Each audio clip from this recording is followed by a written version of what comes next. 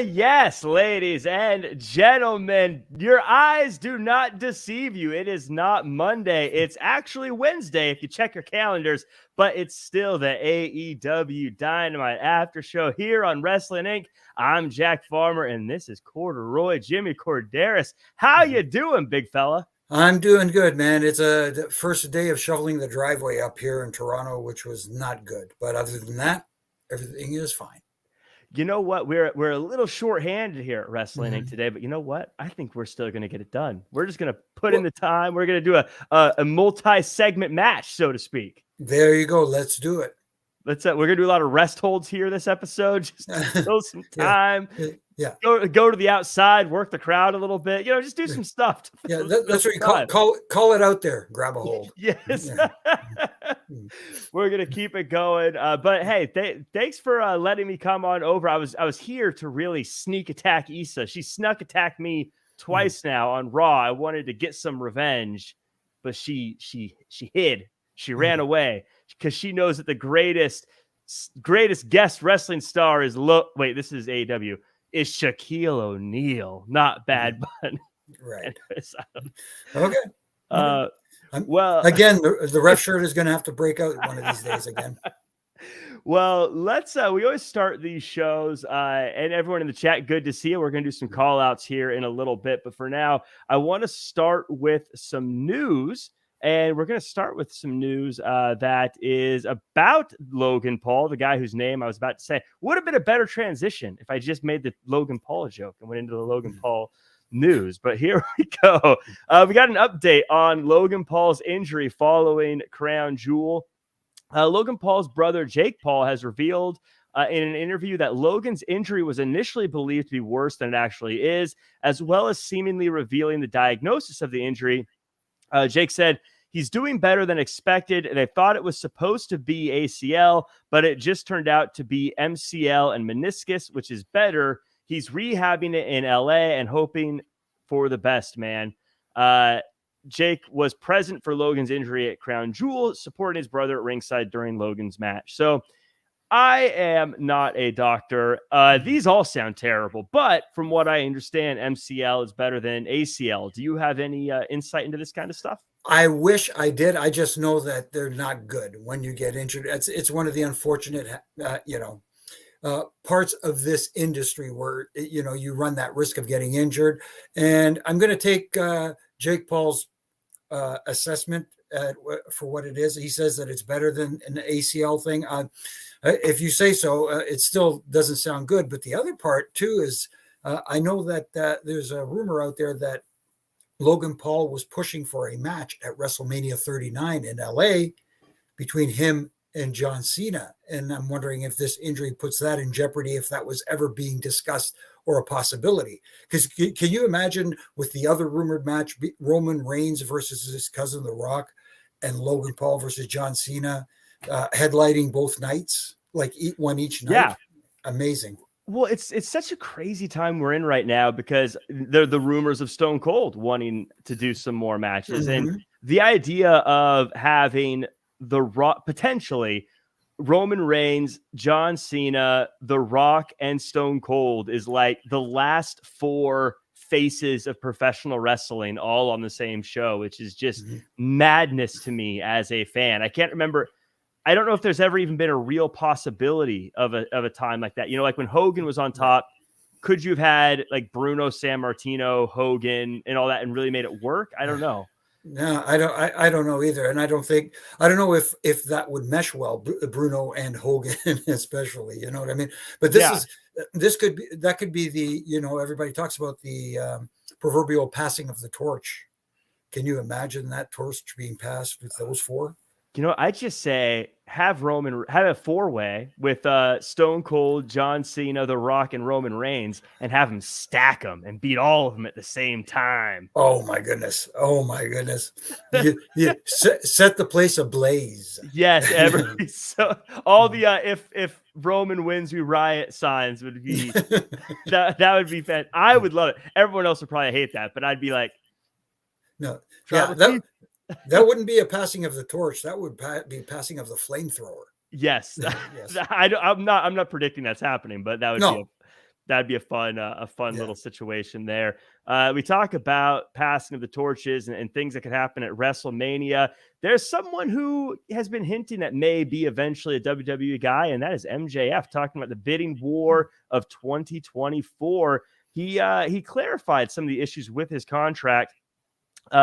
He said, I know the truth. I most certainly the Salt of the Earth denied that it's the case that he's received more than a raise and had in fact re-signed long term. He said, I know the truth. I most certainly haven't. I think that wrestling fans are kind of just doing that to kid themselves, so maybe they feel a little less heartbroken as things go on.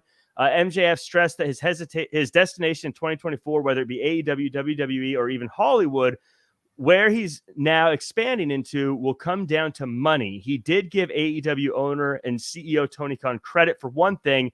What happens after the fact in 2024 is entirely up to AEW management if they are willing to shell out the proper amount of money. Now, I'll tell you this, bonus and brownie points from Tony Khan for paying me what he's paying me now with no extension. He did not have to do that. So basically reiterating, there is no extension to the contract. He did not re-sign. He is getting paid more money. And I'm happy. I'm a big believer. I always root when it comes to contracts. I root for the rest of the individual, because Tony Khan's got $1 billion. WWE's got $1 billion. They're done. They're good. Their pockets are good. I want the wrestlers to get their pockets lined up. And Jimmy, I feel like I'm happy for him. He should wait and play the field. He's going to be the hottest free agent in pro wrestling. I think he will be. And the fact that he's bringing it out in public is making people think about it too. And look, you talk about someone who is young and it could be the potential future of this industry, regardless of what company he's working for. This is the guy. He ticks all the right boxes going into this thing. So I kind of have a feeling there will be the proverbial bidding war for this guy when he does become a free agent. And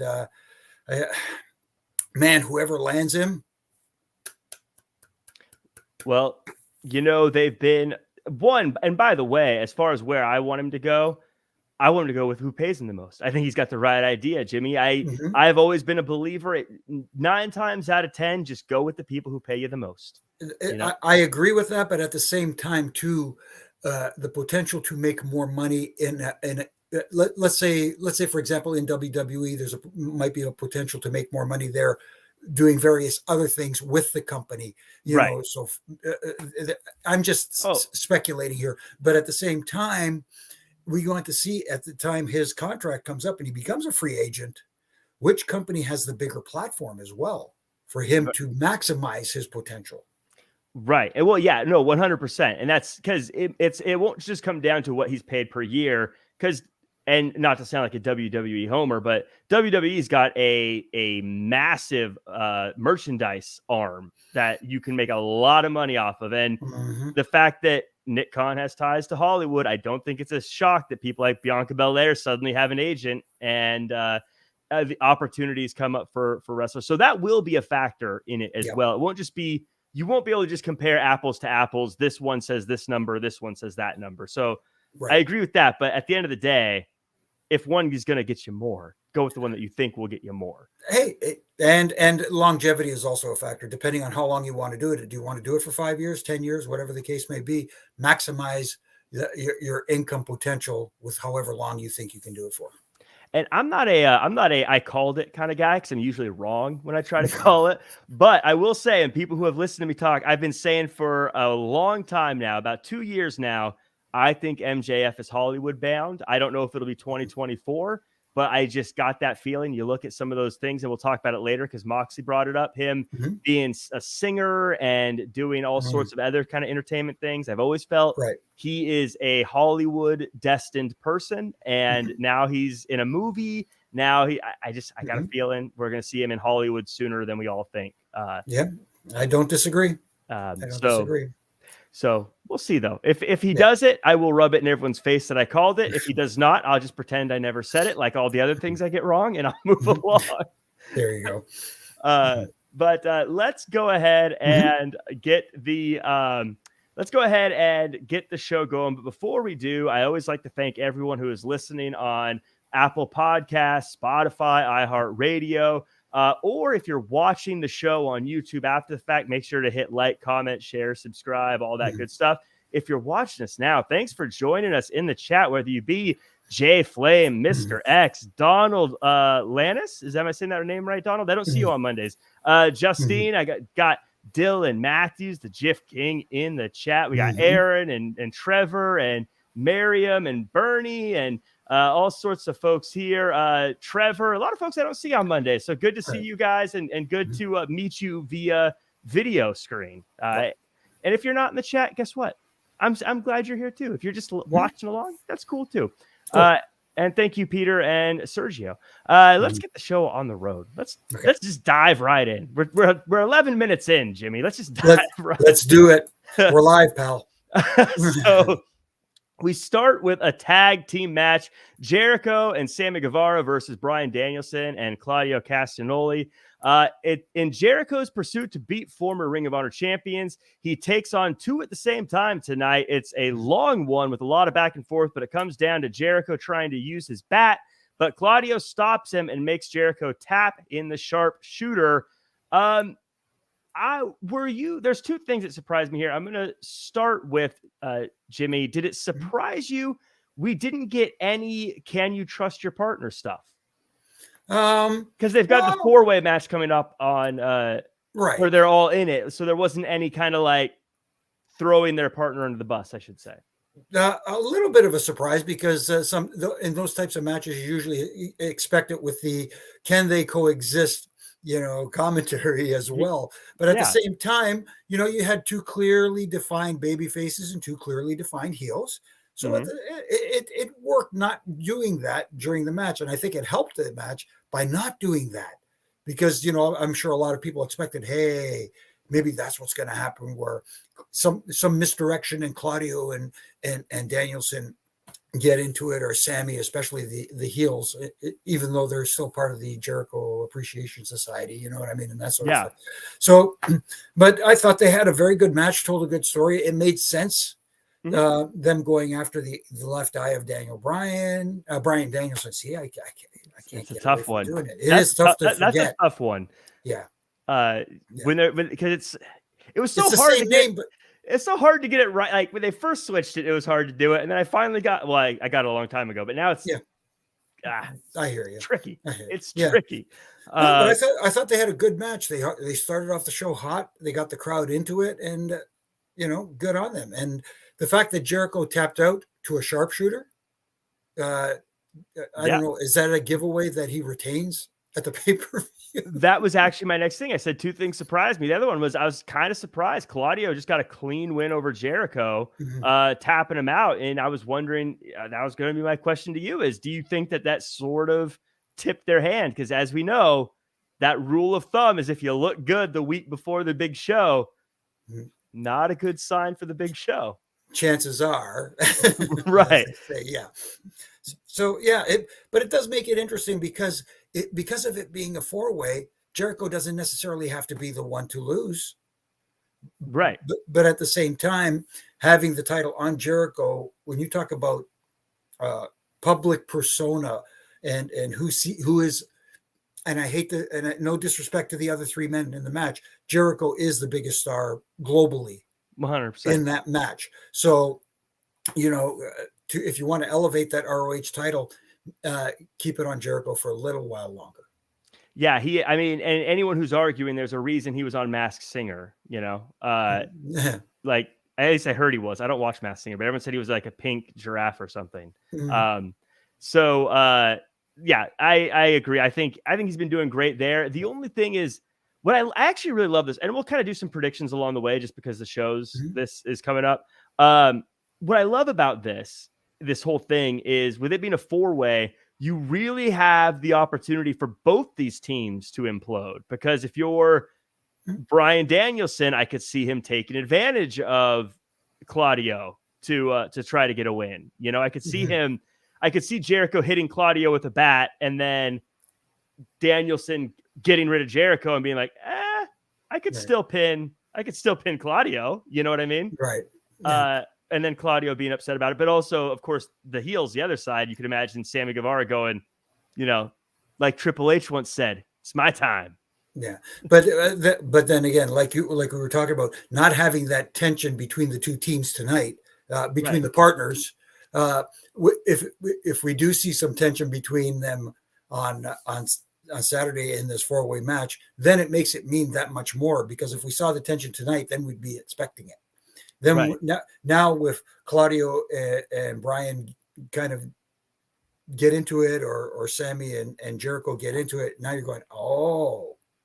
Right. And what's beautiful about this too is you can create that tension and have a team implode without that actually being the end of the match. Like if Sammy Guevara tries to win the title from Jericho and tries to pin Jericho, even if he doesn't win, that seed is now planted that Sammy's trying to take advantage. Or if Jericho tries to pin Sammy, or whatever the case is. So it's it could lead to future stories. Yeah, it's this is actually a very interesting situation. And I know the Ring of Honor side of things in AEW gets a little flack, and some of it's very deserved, but I think this story is actually interesting the way it's being told. I do wish Daniel Garcia was involved a little bit, because it felt like he sort of got thrown out for some reason. Like he was the main part of it, and then suddenly he just disappeared. But you never know. You never know. There might be like injuries or booking. I don't know. There's a million things that may cause this change.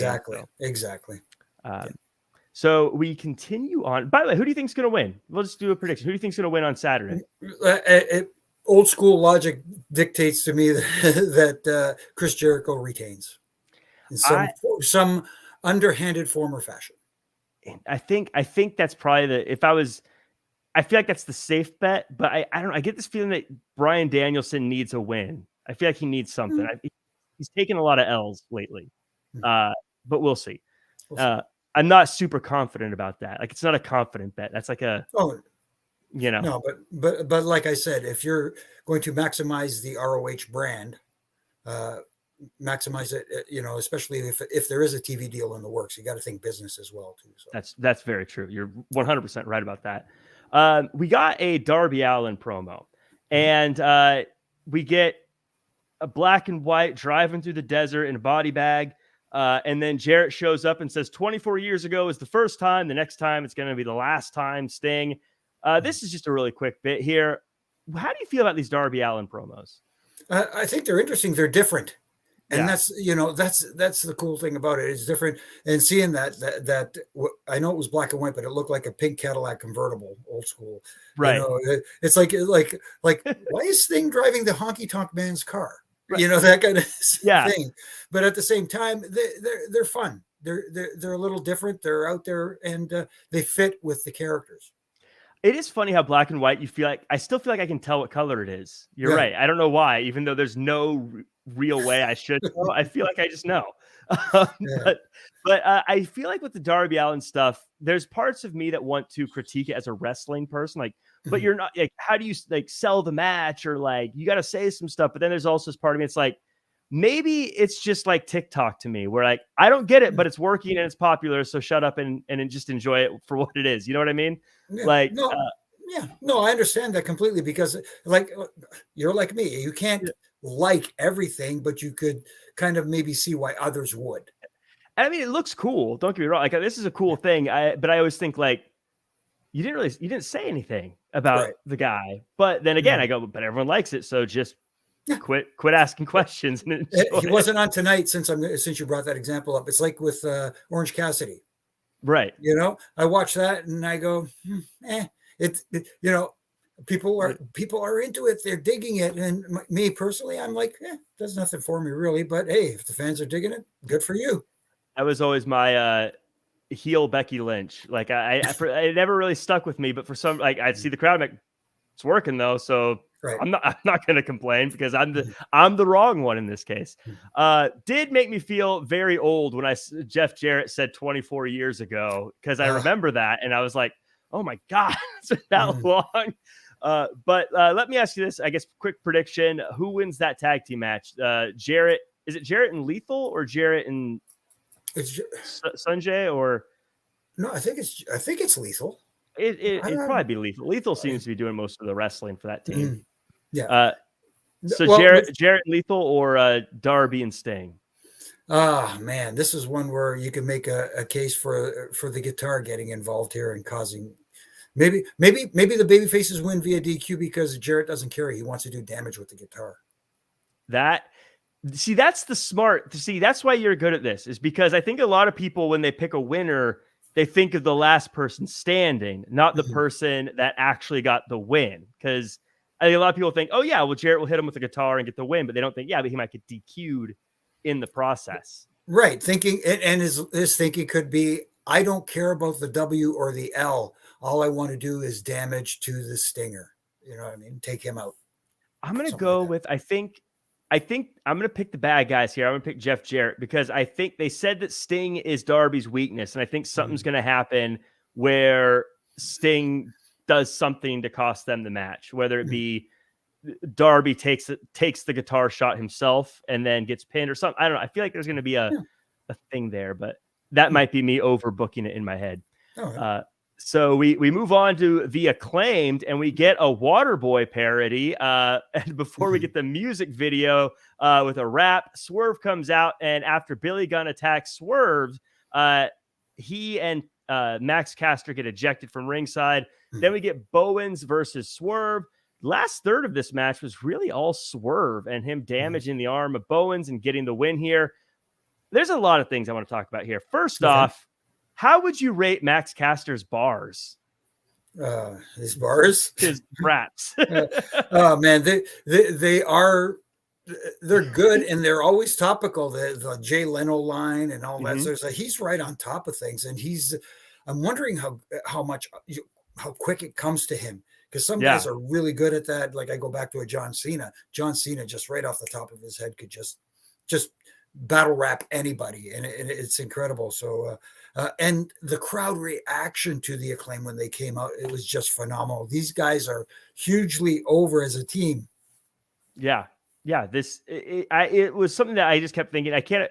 Acclaimed are one of those teams that like they just found a way to will their act over. You know what I mean? Like, because they were, to be fair, like everyone acts like, oh, they're so great, but they spent like a year and a half on Dark, like losing to people. It wasn't like this like team that everyone saw coming. You know what I mean? It was like it was that classic, like, no, we are going to show you how good we are each and every week and make this work. And they did. And so it's really cool. The way they were able to do this. My only question is, you see someone like a Max Caster, and you say to yourself, this guy has potential to be a single superstar. Unfortunately, despite how good Anthony Bowens was in the match and how good he is, during the match, the crowd was very quiet. I noticed, I was going to say, it seemed like they were more into, like, Swerve is very over too. It felt like, especially the whose house, Swerve's house. Right. I feel like, personally, I think Swerve could be one of a big name for them if they keep using him properly. But I definitely feel like Caster could be a very big deal for them as well, because he's just found a way to make it work, and he's just one of those people that just knows how to, whatever it is, find a way to make things work, and that's always a good thing. And I love this as we go into the pay-per-view, as we go into Full Gear. We've got kind of a dual story here where it sounds like it's going to be, is Bowen's arm going to cause problems for them in the match, or will the lack of teamwork between Swerve and Keith Lee be an issue? So this is a situation where I actually kind of like both teams have an issue that they're going to have to deal with going into this one. I like that. And if you've ever had a situation, especially with the arm issue, he goes into the match with that arm problem, and that becomes a big story in the match. And let's say someone like a Keith Lee has got him in some kind of arm hold, like a Kimura or a key lock or something like that. And, Max decides to throw in the towel and save his partner's arm. And, and maybe that can cause tension between the team down the road somewhere. But at the same time, it's one way to get the titles off them without really having them pinned or submit. The partner was being, looking out for the safety of his partner by throwing in the towel and saying, you know what, we could win the titles again later, but you only have two arms and you don't want to lose one. Right. Exactly. Yeah. And just very, very cool stuff with these guys. What's your prediction? I personally have the Acclaimed retaining. I think the writing's on the wall that Swerve and Keith Lee aren't going to stay together. Exactly. But any thoughts on that? You just agree? No, I think I was thinking the same thing. It looks like it's perfectly setting up a split between Swerve and Lee. So them retaining, but maybe you can have the split happen after my suggestion of throwing in the towel. Have them win the titles, and Keith Lee, being we won these titles because of me, and there's a little bit of tension there, and then either they have to I don't want to say relinquish the titles, but maybe Keith Lee costs them the titles down the road by saying, okay, I've had enough of this team, I'm going on my own.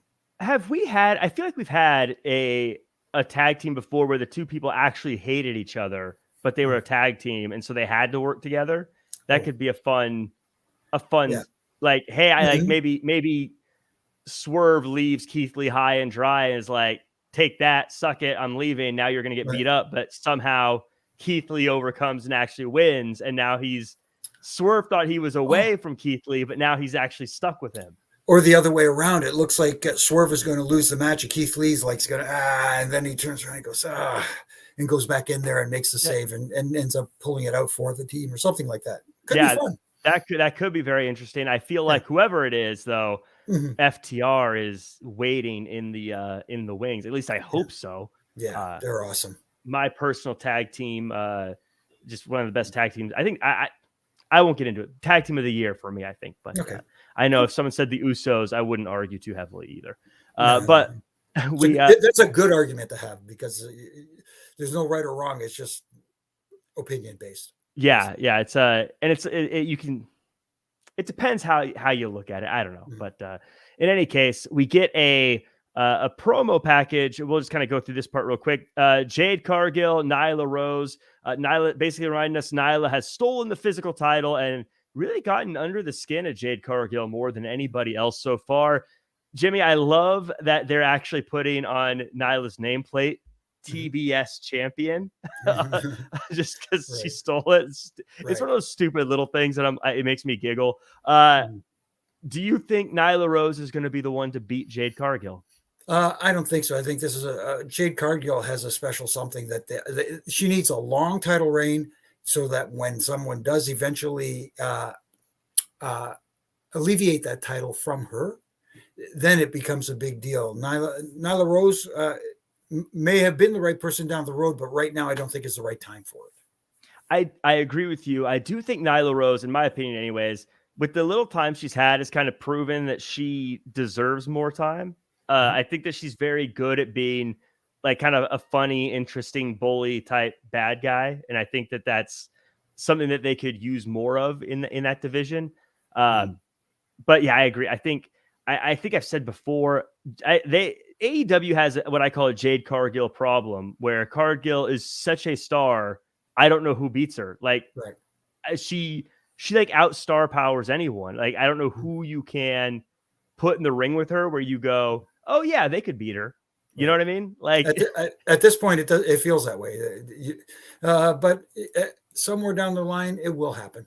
It feels like if Brock Lesnar won the cruiserweight title, you'd be like, well, who's ever going to beat him for it? Like, I don't know. Wow. Brock Lesnar is a cruiserweight. Really slimmed down. Did a lot of jumping jacks. Out there in Saskatchewan, yes. Counted a lot of calories, got down. Right. I don't believe for a second all those guys were under 205, though. Some of those guys, they say 205, and they come out there just like, I know. Buddy Murphy, I don't know. You were a pretty big fella to be under 205. Yeah, somebody's fudging that little dial on the bottom of the scale there. Yeah, I don't know. Maybe he did, but he's a very big looking 205.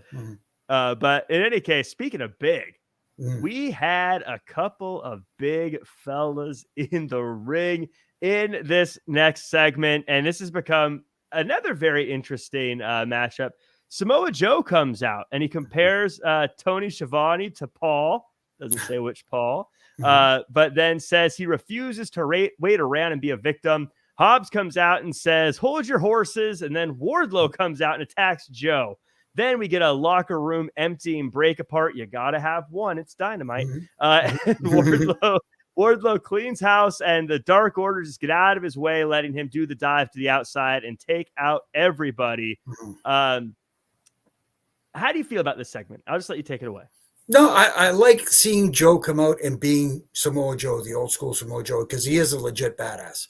And this is an opportunity because I think they dropped the ball with Wardlow a little while ago. And don't get me wrong, they could have made Ward Joe a ridiculously dominant tag team, despite the name. But Wardlow, again, was one of those guys who was on the rise to become a homegrown talent that they could bank on. And they dropped the ball. Now it's an opportunity to pick up the ball and hopefully get it back on the other side of the net where it belongs. Yeah, I agree. Because I think Wardlow is one of those guys that could be one of their, they use the word pillars a lot, but I think he could be one of the faces of the company. And it felt like they were doing that with the whole MJF thing. And it felt like they didn't, like they were like, this is a great story, but then they didn't think about what's next, Right. And so they finished it like, oh, yeah, now what? Makes it, yeah. And a guy like Wardlow is a guy who doesn't need a title to be one of those pillars. Right. He just like I said, he like we said about MJF ticking boxes, he does too. Yes. It's just a matter of how you present him. That's all. This is going to be, in my opinion, very high praise, but he has kind of a Goldberg to him where he just comes out and you're like, I'm in. Like, right. I'm in. You don't need to cut promos. You don't need. I mean, he can talk, but he doesn't need to. Like, his music can hit. He comes out. He can just beat the tar out of somebody, and I'm like, I'm all in. I get it. I like it. Again, getting people invested in you, the person, and making people want to see you. And exactly like you said, he has that. I think one of the things they kind of stuttered on with him is sometimes I think they like the idea of like overpowering thing. Like, I thought the idea of Samoa Joe and Wardlow looks cool, but I was like, but who's going to beat them? That's no fun. Like, I want to see that. We're getting it now, but they were a team for a while. I was like, I want to see them fight each other. I don't want to see them as friends. Just like, I don't want to see Brock Lesnar and Bobby Lashley as a tag team. Like, that's overpowered. I want to see them fight each other. I want to see the two top guys go at it. And so I feel like there's a lot of times with guys like Wardlow where they're like, well, what if he fights this really small guy? Or what if he fights this guy that we know he's not going to, this other big guy that we know Wardlow's going to crush? Like, I want to see him fight like tough people. And so exactly. I mean, every now and again on a Monday, or a Monday, a Wednesday, it's cool to have him just crush people. But like, I'm glad he's getting some big folks in here. And Samoa Joe, one of my absolute favorites on the microphone. There are few people who are as entertaining as Samoa Joe, yet also as believable as Samoa Joe. That's the right word. Because like The Rock, most entertaining person on the microphone ever, probably. But when he's like, I'm going to beat you up, you're like, this is fun, huh? You're not like really threatened by him. Where Samoa Joe, you're like, this is entertaining, and he's going to kill me. Right, exactly. And something he did tonight that I thought was just incredible. I don't know if you know, like, he got the crowd, like the crowd was chanting for him on the way out. He gets on the mic for a little bit, and they were booing him. The fact that he was able to turn it around, I think, just shows how good he is. Absolutely. And that's what a good heel does, especially in a day and age, a generation now where people want to like a good heel. Yeah. They end up, like you said, cheering him a little bit. And Joe got, like, when he came out, people, yes, it's Samoa Joe. And then it was like, oh, I can't believe he said that. You boo, Yeah. That's an art. It really is. My favorite, as a side note, my favorite Samoa Joe line ever was when he was on commentary. Actually, it was a very small thing on Raw. Like, someone was messing with, I think, Byron, and Samoa Joe got in the way, and Seth Rollins goes, "You don't want to do this, Joe." And Joe goes, "Oh yes, Seth, I think I do." And I was like, tremendous. Anyways, and just to wrap it up, Powerhouse Hobbs. I think this is I love Powerhouse. He's another guy I think they could build up. And I think this is going to be one of those things. I don't think he's the guy to win it. But I think this will be a good chance for him to be in the ring with guys who are great. I think being in the ring with Samoa Joe is always going to make you a better person on the other end. Yeah, I think the other two guys can help make Hobbs, and when you make someone and then beat them, then that makes you look like you beat somebody. And this is an opportunity for whoever wins this match. The other two can get over without going over. Yes. And so I always think of Booker T back when he was going from like in WCW days when he was going through like TV title, US title, then world title. He would always when he was the TV title kind of area, he would lose to US champion guys until eventually he started winning and became that. Then he would lose to world title guys for a little bit until he started winning and became that. And so that's what I'm hoping is sort of the process with a powerhouse Hobbs here. Cool segment. I actually really dug it. And I like that this was a title that about a week ago, I wasn't that like, I'm not really into the TNT title right now, but now going into it, I'm like, this is going to be a cool, which is kind of a AEW thing. You're kind of like building up to the pay-per-view and you're like to the final, like 2/3 of the way to the pay-per-view. And you're like, I don't know about this one. And then like the final third, you're like, oh, okay. They buttoned it up. Yeah, they did something good tonight throughout the show. Is even the video packages helped build to the pay-per-view Saturday, and that's what you need. You for lack of a better term, talking people into the building. Yes, 100%. Yeah. Now, when these three big beef patties get in the ring, Jimmy, who do you think wins it? Who walks away with the TNT title? This, like I said, Wardlow does not need to win the title. And because it is a three-way, there is an opportunity for him not to win the title and not be pinned at the same time. So I think for now, I think Joe, because like you said, when he talks and when you see him, he is absolutely believable in his role. So he could pin a powerhouse Hobbs after maybe Wardlow hits him with how many power bombs, and Joe kind of crap cans him over the top rope and then steals the win, so to speak. But then still claims how much of a badass he is. Right. Because he's one of those few guys that will say it, and you'll kind of be like, it is kind of a badass move what you did, but you're still kind of a cheapskate for throwing him out of the ring. Right. Exactly. So that's great. So we had a couple of promos, backstage promos. They were separate, but I'm going to talk about them together just to make it easy. First, we had Britt Baker come out and say that, well, she didn't come out. She was backstage. She says that she may not have the background of Saraya, but she kept wrestling going in an empty Daly's place while wrestling moved on from Saraya. And if Saraya thinks she's above that, she can get out of here. Saraya says she wants to face the best, and Britt's the best. Jimmy, if this was a promo battle, who won? Well, I think Britt was awesome here in a different sense, because at first it sounded like she was being a babyface, showing the respect and showing, giving Saraya her props. But then all of a sudden it was that, okay, now I'm going to tell you what it is. You're not in my league. I've been here 3 years. I built this company. The company basically built on her back, the women's division and stuff like that.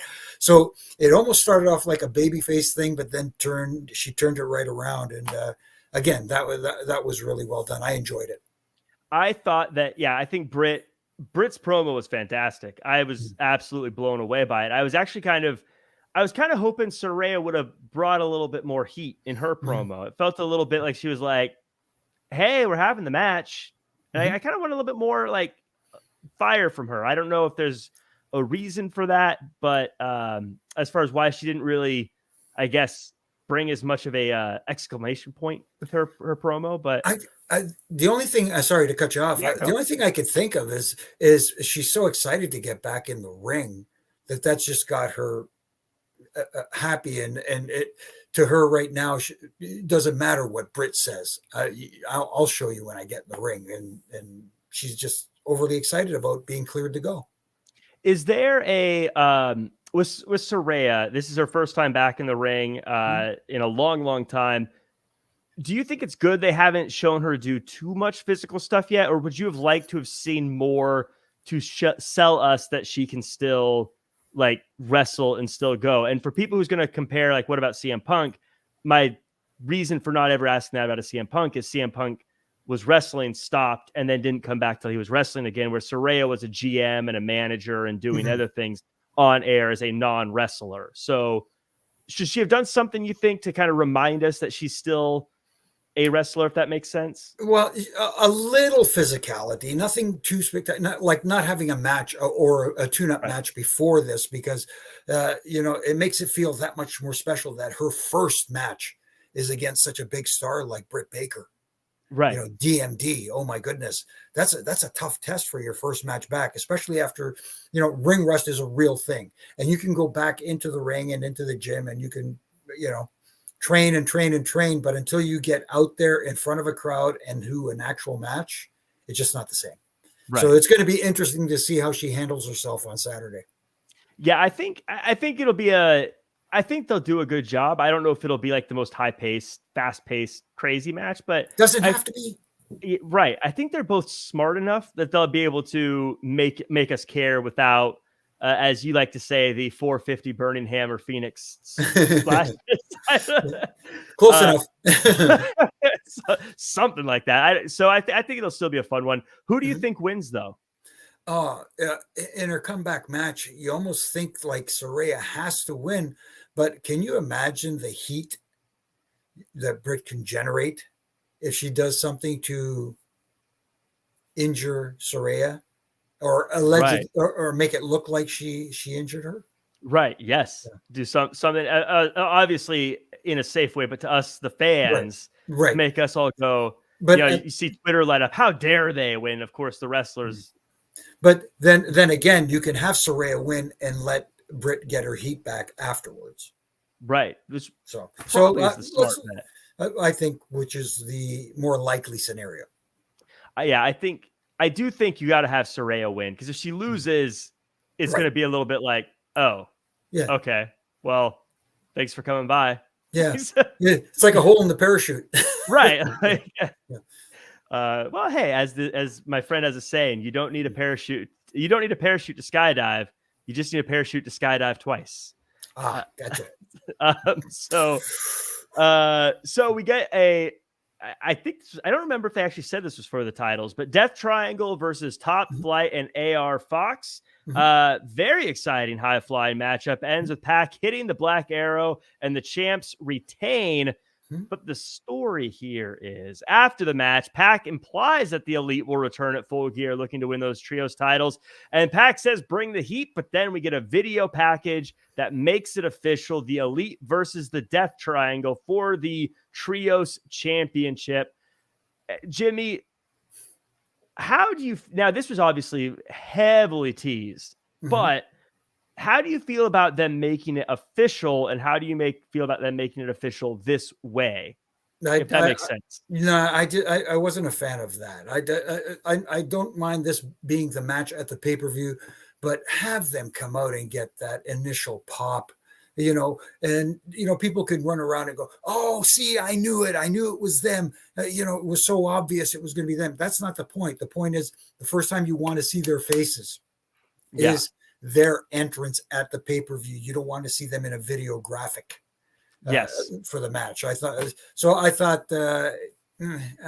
I didn't like it. Let's put it that way. I agree with you. I love the match. I love that they're coming back at the pay-per-view. Watching it felt a little bit like Christmas, and you get the present and the box is shaped exactly like that thing you want, but you don't know if it's that thing you want for sure, even though it looks exactly like that thing you want. But then someone saying, oh, by the way, it's that thing you want, but you can't open it till Christmas. Well, that takes all the fun out of it. I want to it's like living here in Canada. You're getting a hockey stick for Christmas, so you see this thing yes, in Christmas wrapping paper. Yes, exactly. Yeah, what it is, but I don't want you to tell me what it is. Right. I still want that what if? I want to know. The package surprise, yes. Yeah, so I agree with you. I love the whole thing, but it's I do wish they just kept it a secret. Even if it was like they showed the graphic with a big question mark or something like that. Yeah. But in any case, that'll probably be fun. I do want to talk quickly though about Darius Martin's back. So that's always great when someone who's been hurt comes back. I thought he did great. And I want to talk about AR Fox.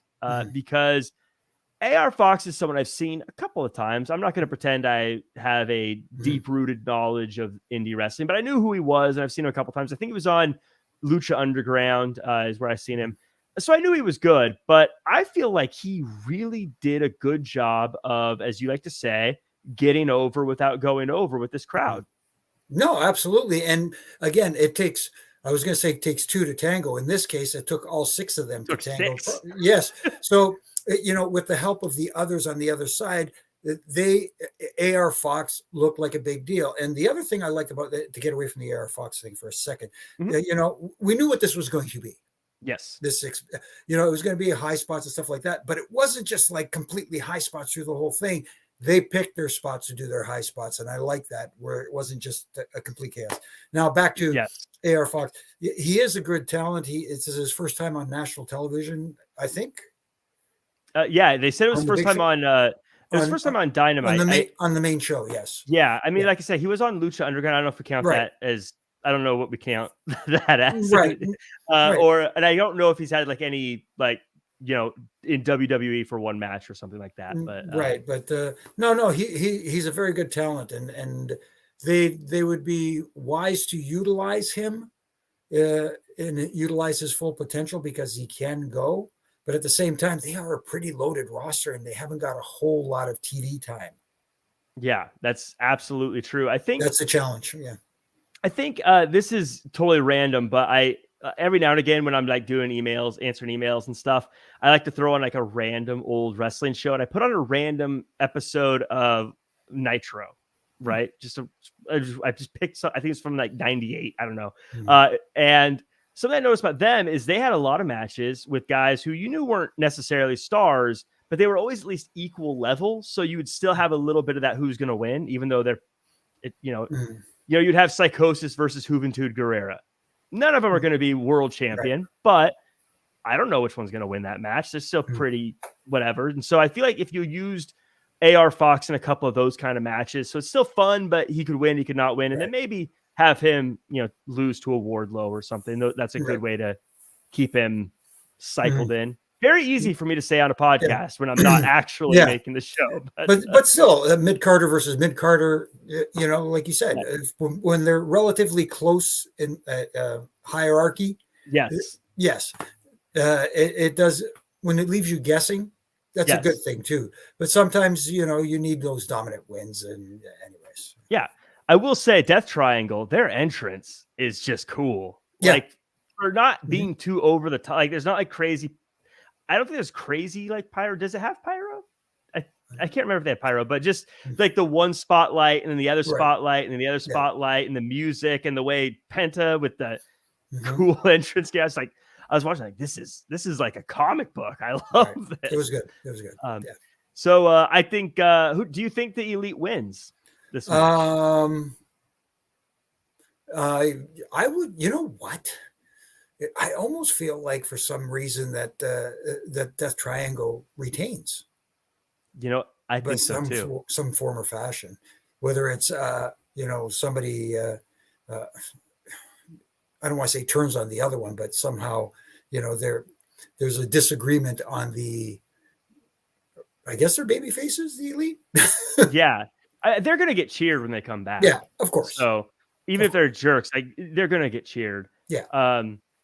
So this is against the rules, but I will say we're getting some chats. Trevor says they have fire, not pyro, and Phil says they have flames most weeks. So that's why I was trying to remember. I was like, I feel like there's pyro, but I don't remember the pyro. But that's what it is. It's little flames. Well, thank you guys. Thanks for clearing that up. For me, it's a good reminder for me. But like I've said before, over the years, too many ref bumps. Right. we get a speaking of fire, we get a fire promo from Ricky Starks and says he wants to start his match with Lance Archer in the back. I have a feeling Ricky Starks wins this one. Any thoughts on Ricky Starks in the promo? I feel like Ricky Starks is another guy, face of the company in a few years, if I'm calling the shots. Well, maybe he has that potential, but at the same time, he has to be booked right, and you have to allow him the time to develop into that. What I mean? And like I said before, there's a lot of faces on this roster that have the potential to be a face for the company that could generate some revenue for them and themselves. Yes. And Ricky is Ricky is one of them. It's just a matter of whether they utilize that talent or not. And I know they like Lance Archer, and that's going to be a tough task to get one over on him anyways. Yeah, I like Lance Archer. To me, is kind of like the Kane of AEW. I always say, where he's a big, tough monster that's always like a tough draw up at the top, but I always feel like he's that guy that like you get through to get to the next level, which is a good spot to be. I mean, Kane's had a great career, great spot to be.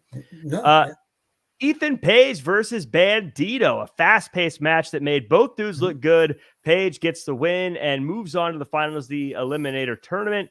I feel like I've said this a few times today, but Bandito getting over without going over.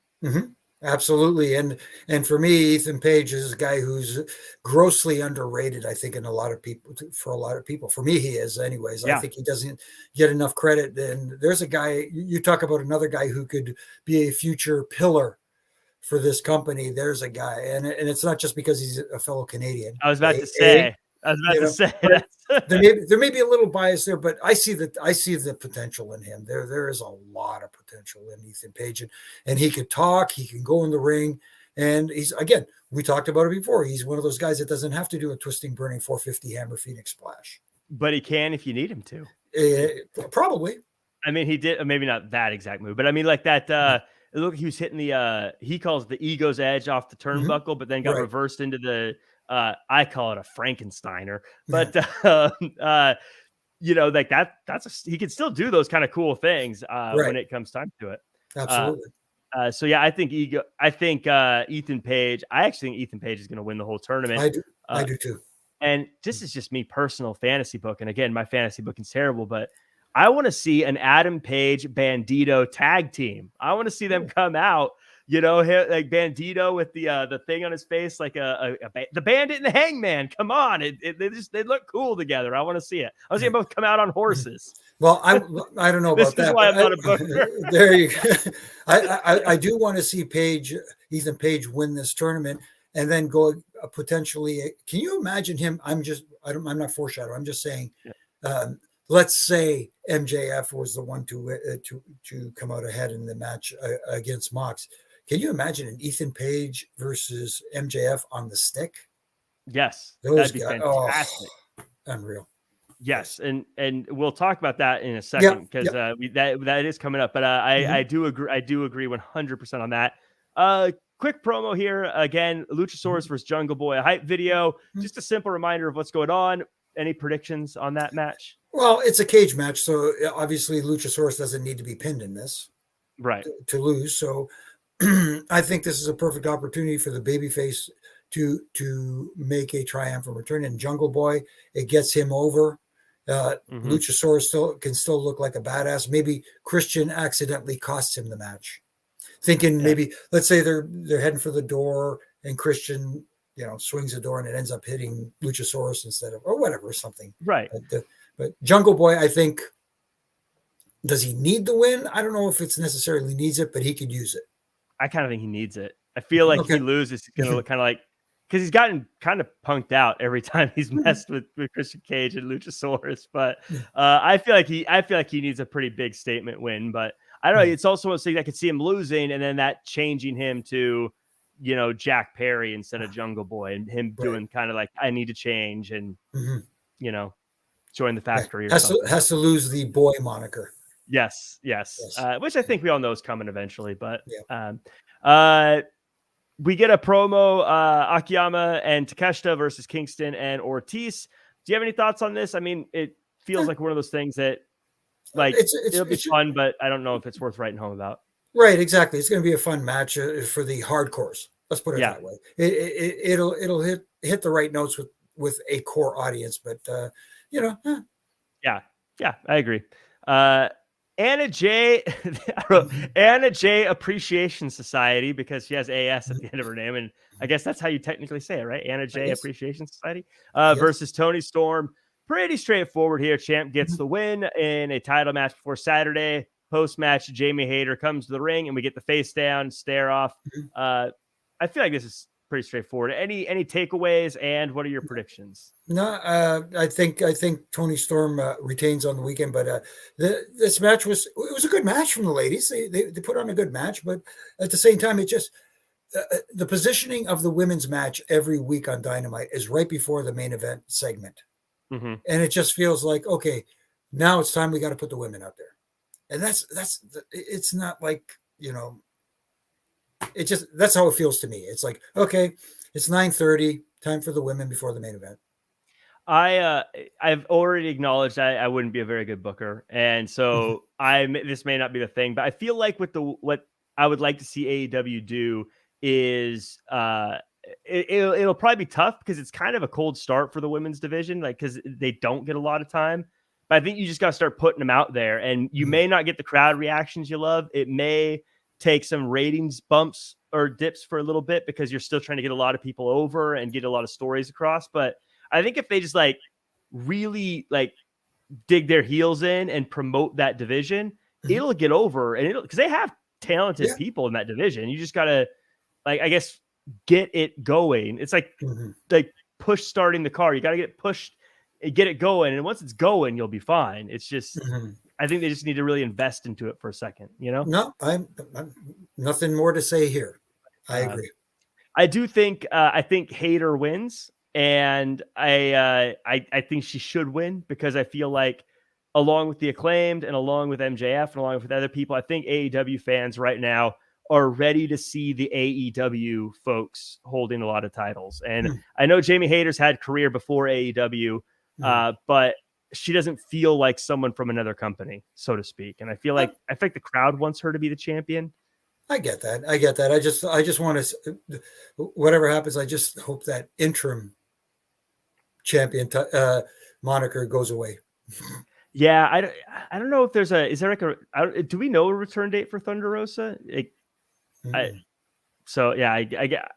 don't know, whatever the deal is. If she's coming back soon, then I say, cool, let's just ride it out till she's back. But if she's gonna be out for another year, I say just take the off and she back, ask for a you know what I mean? But we get to the end here. We get to Jon Moxley versus MJF. Moxley comes out and says he's the best wrestler in the world. And says MJF is a good singer, says he's only won a single match, had an embarrassing Brian Pillman thing, and then had the worst ending to a ladder match ever. Then the Firm comes out, attacks Moxley, but MJF comes out, clears out the Firm, then makes a CM Punk reference, the whole I see you laying there and as uncomfortably as possible or something along those lines. Then says he doesn't want excuses and wants to be the best in the world. Another CM Punk reference there. Couple questions here, and you can kind of answer them all together. One, what are your thoughts on promos being the main event? And did this, if you weren't ready to buy a ticket for this match, did this do it for you? I don't mind promo segments ending it, especially going into a pay-per-view on a go-home show. And it helped elevate my excitement for the main event match, which this should be the main event. It better be the main event. It's the AEW Championship on the line here. And, Jungle Boy Lucasaurus is main event. Yeah, exactly. Because it's in a cage. But, as we've said before, talking people into the building, talking people into seats, talking people into spending money to buy a pay-per-view. That's exactly what they did here. Jon Moxley was great on the mic, but MJF just was on another level altogether. And that tease where it's kind of like, is MJF going in a little bit of a different direction and stuff like that? Is he kind of turning babyface, or is it kind of like he's not changing, but still at the same time, it's one of those deals where he's going to get cheered by the audience and face, not change himself, but change the opponents he faces, so to speak. Right. That sort of thing. But the one line that Mox got me with, saying that MJF is just a kid playing wrestler. Yes. I thought, that's going to set it off. And it did. I thought it was a great segment to get people excited for the match on Saturday. And I love the part too. Is it Sunday or Saturday? Yes. Well, and that's, what's funny is so that was a great bit there, but that is one of the things that needs to be addressed about how good MJF is. Sometimes it's not just the fact that he says zingers and whatnot, but he never stutters. He never misses a line. He never positive. Like it is like a flawless delivery every time he's on the microphone. He never has to like pause and like remember something. It's just boom, boom, boom, boom, boom. And they're long promo. It's not like he nails a 1 minute promo. Like it's because you've been backstage and you've seen like the pre-recorded ones even, and like they take 4 or 5 takes sometimes, and it's like but he knocks out of the park every single time. It's incredible. And to say that against Jon Moxley is saying something too, because Jon Moxley's pretty good on that microphone himself. He's said a few things in front of a few crowds in his day. So I thought this was good. I thought this was interesting. There's definitely a where will alliances be after it's over? Because I think, obviously we saw Ethan Page come out. We saw the Firm. What's that going to be about? What's going on with Regal? There's a lot of weirdness going on here. Yes, but interesting weirdness. Yes, and I know we are not talking predictions just yet, but I did mention something last week with Justin and Issa that what if this match comes down to where William Regal shows his true colors and ends up helping MJF?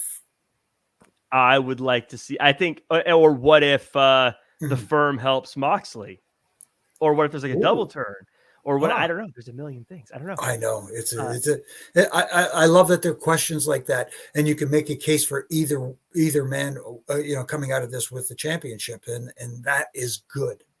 And it's because sometimes, and all wrestling companies do this, sometimes there's a lot of questions, but they're like not good questions. Like, why is this person doing this? Or why is this happening? Where this is more like, where is this going? Which is good stuff. And I think it's really good for AEW right now, because I feel like AEW needs a win here as a company. I feel like they need a good show here after all the shenanigans that have happened and all the stuff that's gone down. I feel like AEW really needs a show that gets everyone talking for the right reasons, Don't overthink it. Just do it. Right. You know what I mean? Like, no, just stick to your guns. Stick the landing in this one. Yes. I think that's what happens here. Now, we talked a little bit about Ethan Page. We alluded to it before, but just kind of going in terms of predictions, I do think Ethan Page is going to win the tournament. He would be my prediction. And I do think MJF is going to win because I do think, as you said, MJF and Ethan Page is going to be a very fun rivalry. But also what I love about it is it's a great rivalry that MJF can establish himself as a champion without having to take someone who is a sure like you don't want to have Kenny Omega come back and face MJF, because you want Kenny Omega to get some wins for a while, or like one of those other big, like Adam Page needs to get some wins again, or if returning Adam Cole, like he needs to get some wins or whatever. Ethan Page can have that, make it a great match, lose and be just fine, and MJF can still look great. No, absolutely, you're not wrong there in the least. And again, I can't tout Ethan Page's mic skills enough, because as we've been saying all night long, talking people into the seats, these two guys would be able to talk people into anything. Yeah. They're both that good, and on the stick, and it just goes to show you. I know people talk about the in-ring product, and yes, you should be good in the ring as well, but you have to be a good overall character where people get invested in the person, and both these guys can get the fans to either like them, hate them, whatever the case may be, and that rivalry could be verbal gold. Yes, and like I said, that's a rivalry that you can know the outcome, and that's fine. You'll still be totally entertained by it, and then that's when MJF can start taking on the bigger names like that are a little bit more feisty contenders for the title. There you go. And he'll have a win under his belt, and if he loses it won't feel like it was too short or whatever the case is. Though I do feel like MJF's probably going to be champion for a while. And so coming into this show, so it's funny, we talk about WWE and how they've changed over the past couple months, and I feel like AEW has kind of changed the past couple months as well, or at least for a while. I felt like they were having some issues. I know people have different opinions of what kind of wrestling they like, but I think even as an AEW fan, AEW is kind of having some issues for a little bit. Even the sideshow aside, just the shows felt like they weren't like, something was off. It feels like now they're sort of like getting back into a little bit of a rhythm. Maybe it's because the pay-per-views this weekend and they have a goal line. So I think this has been good for them. And I do want to say, we chatted about it a little bit offline before we started. Very interesting comparing notes of doing this show for Raw and doing it for AEW, where Raw has things intermittent throughout the show. Like you'll see Damage Control throughout the show, but on AEW, it's like Wardlow comes out, Wardlow goes to the back, and then Wardlow goes home. You're never seeing Wardlow again. He's done. Same thing with, Moxley only comes out once. Lucasaurus is not going to do a promo backstage if he's in the ring. And so, but in WWE, it's very different. You'll see those things throughout the show. And one of the critiques I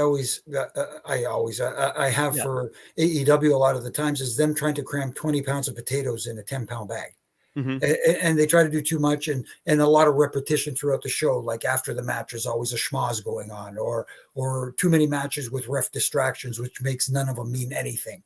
Right. You know what I mean? And that sort of stuff, because the more you see it, then it's like, so they've been toning things down a little bit, but at the same time, a little more TV time. You know what? Instead of Rampage being on Friday nights for an hour, it's too bad that they couldn't move them to the old World Championship Wrestling time slot on TBS, 6:05 on Saturdays. Yeah. It would have been a cool move to have them there. I have a feeling they wish Rampage was on at a different time, but I have also a feeling, I always forget, is it TBS or I always forget which one. It's TBS. TNT Rampage. I feel like TNT is like, sorry guys.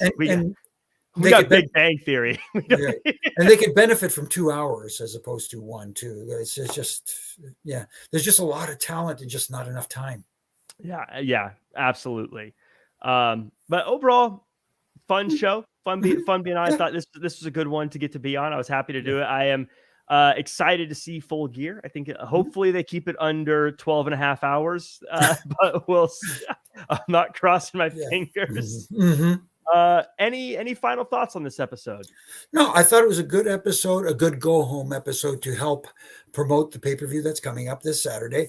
And one of the things I think they did well tonight was the promo videos to lead up to certain matches were very, very well done as well. And that's usually one of my critiques from AEW is they don't, their video packages are very, Tonight I thought they were well done in getting you interested in the matches that they were promoting. Yes, and to your point about making sure people have TV time, I always feel like that's such a good way to just remind us who people are, and like just do. I think I'd love for them to do that more often with, like, if Death Triangle's not on, just show us a little like, this is what happened, and so I go, oh yeah, Death Triangle, they're top of mind. So when they come out in 2 weeks, I'm still like, oh yeah, Death Triangle. It's not like, where's Death Triangle been? Who are these guys? Right. Again, easy for me to say from a podcast chair and not when I'm looking at the whatever the formatting sheet. Right. But yeah, that does it for us. Thank you, Jimmy. Thanks for that. Letting me hang out with you on a Wednesday. Pleasure always, man. And thank you to everyone who joined us. Whether you are in the, obviously if you're on YouTube, like, comment, share, subscribe. If you are on Spotify or Apple, like, comment, share, subscribe there. Do you like Spotify? I can't remember. You can leave us a nice comment on Apple Podcasts, though. Why don't you guys leave us a nice comment on Apple Podcasts? It's the least you could do. But thank you to everyone in the chat: Dylan, Ricky, Trevor, Justine, Bernie, Donald, Blue Chew, Jakey Bakey. I saw apparently Dwayne Johnson tunes in, by the way, in the chat. I know that name. So thank you guys. Jimmy, where can the world find you online and all the stuff you're working on? You can find me here on Mondays and Wednesday nights. On Mondays with Triple J, and on Wednesdays doing the Dynamite thing with usually Justin and Issa. And of course, on all my social media platforms, you can catch me daily from Monday to Friday doing my ref and rants, where I do my little critiques and have a little fun with it while I'm sipping my Java. And, hey, enjoy wrestling, because it's a fun time to be a wrestling fan. It absolutely is. And you can find me at Real Jack Farmer across all social media. Usually they keep me caged in on the Monday show, but they let me come out for the Wednesday show today. I think I'm gonna be on next Wednesday too. I think one of you guys is taking the week off next week. So I think I'll be on Wednesday also next week. But make sure to follow at Wrestling Inc. and check out the Monday Night Raw after show every Monday, the NXT after show every Tuesday, the show Wednesday after AEW. You already know how to do that. And the Friday show after SmackDown and Rampage. I know we're doing an after Survivor Series show. I don't know if we're doing a full gear one. I think there might be some staffing issues, but we'll find out about that. I'll let Twitter tell you that one. Follow at Wrestling Inc. That does it for us, folks. We will see you guys next time.